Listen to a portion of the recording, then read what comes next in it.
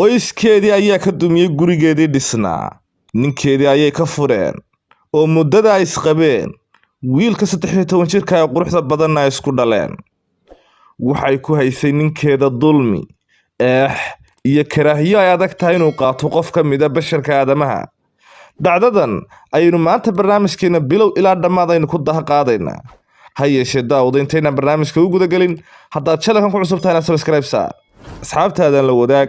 kusoo dhawaada barnaamijka. idla nolosha kelinimo akuukuma qalantee cadarad yahay geyanka nasiibka mar kale celi dogo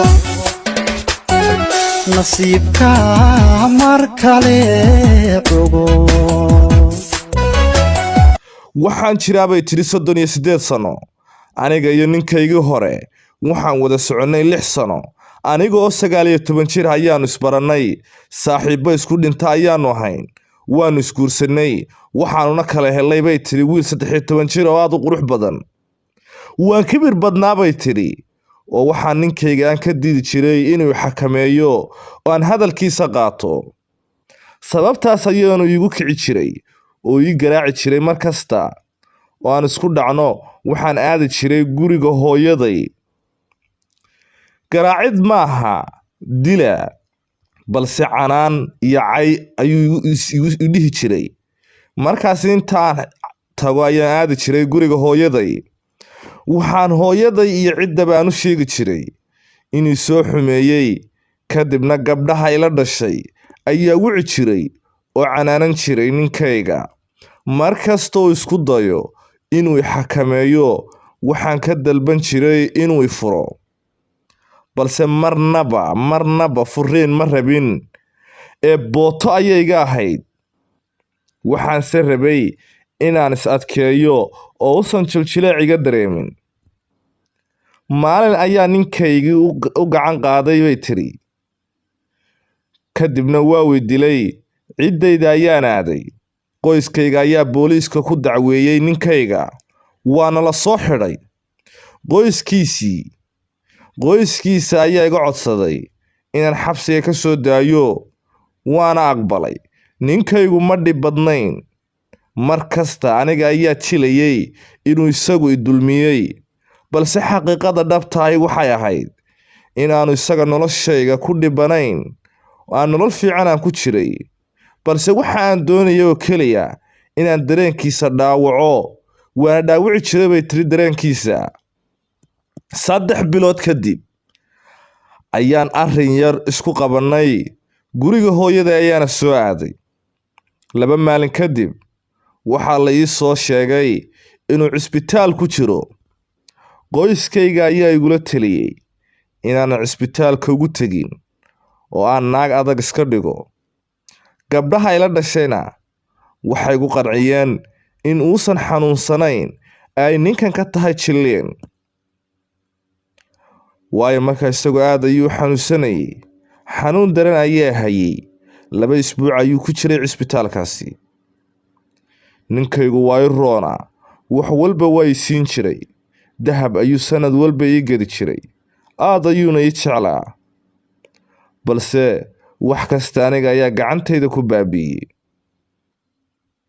gabadhanoo qisadeeda sii wadata ayaa waxay tiri isbuuc ayuu cisbitaalka ku jiray, iyo weliba isbuuc kale oo la yidhi soo laabo.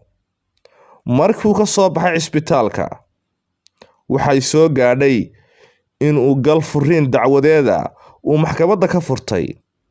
anigu furiin maan doonayn, mana aanan rabin. waxaan isku dayey inaan ka hortago furiinkaasi, balse naag adag ayaan iska dhigayay oo kama codsan karayn inuusan go'aankaasi ka laabto oo aanu furin. waan wacay isaga, waxaana u sheegay inaan jahannamo ku jiray intii aan isaga la noolaa, si uu ii tuugtuugo oo ii baryo oo furiinka uga baaqdo. balse ninkani waa nin iga quustay aniga. waa nin ka quustay reerkayaga. waa nin aan garanayn cid allaalay cid iigu xeeriyo. ehelkayga, hooyaday, walaalahay, qaraabadayda, cid kasta way xumeeyeen waxayna ka aaminsan yihiin inuu yahay nin xun muusan ahayn balse xumaantiisa beentaa bugta aniga ayaa ka dhaadhiciyey. ugu dambeyn maxkamaddii ayaanu isla tagnay bay tidhi. waxaan dalbaday in lacagtiisa naloo qaybiyo si ay lacagtaas u xanuujiso kadibna uu furiinka uga laabto. waxaanse yaabay bay tidhi oo fajiciyo ama kaag igu noqotay markuu maxkamadda u sheegay inuu xitaa diyaar u yahay in lacagtiisa oo dhan aniga laysiiyo si uu ii furo oo keliya uu noqdo qof xora oo aniga iyo buuqayga uga dhex baxo. waxaan kala tagnay bay tiri sanadii 2009 bishii July. hadda ninkaygii hore naag kale ayuu qabaa inaabtidiisa. si wanaagsan ayuu u daryeelaa. carruur ayay u dhashay 3. qoyska markaad arko waad yaabaysaa nolosha barwaaqada iyo badhaadhaha ay ku nool yihiin. waayo waan ogahay isaga ayaa ka dhigay ilaa waa ninkayga hore waan garanayaa. halkan anigoo bay tiri noloshaydii aan ku ciyaaray qoyskaygu waxay igu xantaan oo igu maagaan oo igu caayaan inaan ahay naag xun oo fadaraa oo aan dhaqan rabin. aniga iyo wiilkayguna waxaanu hadda ku noolnahay biil yar oo aan isaga ka helno. wiilkiisu aabbihiisa ayuu aadaa, carruurtiisa ayuu la soo ciyaaraa, kama qasna isaga dan iyo raatoona kama laha dhibtay haya. waa nin walaalihiisa bahda kalaa ayuu la aadaa, la soo ciyaaraa. gabadhaasina sida inay dhashay oo kale ayay u soo dhowaysaa. mararka qaarkood habeenno ayuu ku dhaxaa. waaba naga jecel yahay. gurigaygii waan soo dumiyey bay tiri anigu. cashar ayaana ka bartay. waxaan rabaa inaan halkan fariin uga diro bay tiri gabdhaha la qabo oo aan jabkayga la wadaagayo. abbaayo ama walaal ka fiirso dadka aad talada ka qaadanayso. yaan lagu sirin oo guriga lagaa duminin. dadkii shalay ninkayga igu dirayay bay tiri ee sababtoo ahaa inuu i furo oo gurigaygu dumo ninkayguna uu furo ayaa maanta dadka iigu daran oo igu necab. oo waxay meel kasta ay ka sheegayaan inaan ahay gabadh dhaqan xun, kibir badan oo aan dhaqan doonayn, oo madax adag oo fadaraa. madax adayg iyo is adkays ayaa gurigaygii dumiyey. adigana waxaan kaaga digayaa bay tiri iyadoo la hadlaysa guud ahaanba gabdhaha Soomaalida ee la qabo ee hadda degan. godkaasaan anigu ku soo gudbay ee anigu aan ku dhacay inaad adiguna aanad ku dhicin. inta badan nimanku khalad kuma laha bay tiri furiinka ee annaga ayaa ka dalbanaa. waxaana sababa madaxadayga nagu jira iyo dadka aan la tashanayno oo aanan ka helin talo fiican.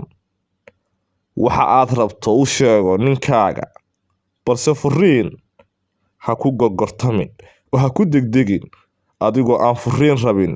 digtoonow abbaayo oo si xikmadaysan u dhaqo gurigaaga bay tiri iyadoo tala siinaysa gabdhaha hadda degan ee marwooyinka. guurkaagu waa noloshaada iyo mustaqbalkaaga ee ehelkaaga iyo asxaabtaada ha u ogolaanin hana ka yeelin bay tiri inay soo farageliyaan nolosha qoyskaaga ee adiga iyo ninkaagu idinka ayaa isdoortay ee si hoose u xaliya mashaakilkiina. gabadhan ayaa sheekadan ku daabacday bogga Dhoorre News oo ah website caalami oo ka hadla qisooyinka badanaa ku dhaca gabdhaha Soomaalida. kadibna annaguna aanu go'aansanay in maadaama dadka Soomaalidu intooda badan aysan jeclayn akhriska inaanu anagu u tabino oo muuqaal aan uga samayno. sidaas ayaana muuqaal aan uga samaynay. daawade fadlan muuqaalkan like saar si uu gaadho gabdhaha reeraha leh ee guryaha leh ee marwooyinka hadda si ay qisadan ama dhacdadan ay u daawadaan oo reero badan oo dumi lahaa ay u badbaadaan. muuqaalkan like saar waa noo dhiirigelin like-tu.